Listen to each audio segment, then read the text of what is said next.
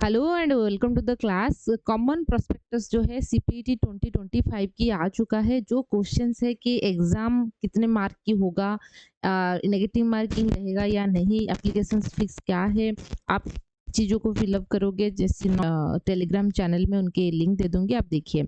जो इम्पोर्टेंट चीज़ जानने के लिए है कि एग्जाम जो है आपके 100 मार्क के क्वेश्चन आएगा। सब सारे क्वेश्चन जो है 1 मार्क की है। एंड यदि गलत होगा तो 0.25 नेगेटिव मार्क, मतलब कि 4 क्वेश्चन गलत होने से 1 मार्क माइनस हो जाएगा, समझ रहे हो ना। एंड आपको ड्यूरेशन टाइम जो है 80 मिनट मिल रहा है, मतलब कि 1 आवर 20 मिनट के अंदर अंदर आपको 100 क्वेश्चंस करनी है।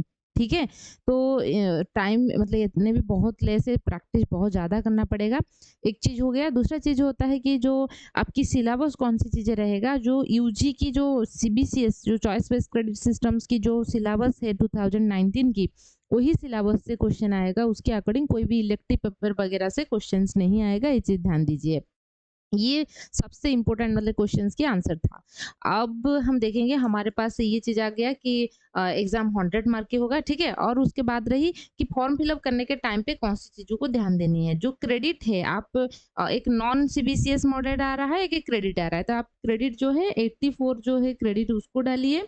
उसके साथ-साथ आपको क्या करनी है, यदि मान लीजिए कोई बच्चा जूलॉजी ऑनर्स की है और ये बॉटनी में पीजी करना चाहता, तो उन वहाँ पे ये 24 होना चाहिए, ठीक है ना? क्रेडिट मिलके 24 से लेस होगा तो नहीं हो पाएगा। तो इसलिए बेस्ट है कि आप जूलॉजी में कर रहे हो तो जूलॉजी डालिए, ठीक है? और पीजी फिर आपने जैसे जूलॉजी है, आप लाइफ साइंस की एनिमल साइंस एक ऑप्शन है, लाइफ साइंस जूलॉजी करके एक ऑप्शन है।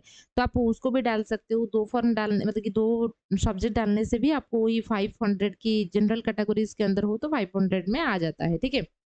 और एक चीज़ बात रही कि आप यदि चाहते हो कि इनकम सर्टिफिकेट यदि आपके पास है तो उसको भी डाल दीजिए, साथ ही साथ बैंक की डिटेल्स, क्योंकि एडमिशन लेने के बाद स्कॉलरशिप जो रहता है वो भी करना पड़ेगा। एंड ठीक है, और बाकी सारे चीज़ें जो है आपको एडमिशन के टाइम पे, हाँ।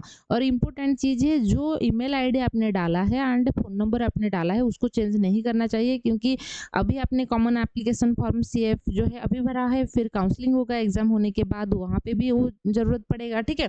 एंड ओटीपी वगैरह जो है इस नंबर को आएगा मेल, तो वो आपको नहीं भूलना है, अच्छे से कहीं पे रख लीजिए। एंड ठीक है, तो ये चीज़ है, ठीक है। अच्छा, फिर उसके बाद देखेंगे कि आपको तो फॉर्म फिलअप होगा। जो बच्चे बीएससी बीईडी कर रहे हैं, जो उनके कोर पेपर है जैसे जूलॉजी में कर रहे हो, तो वहीं पे आपको करना पड़ेगा, ठीक है।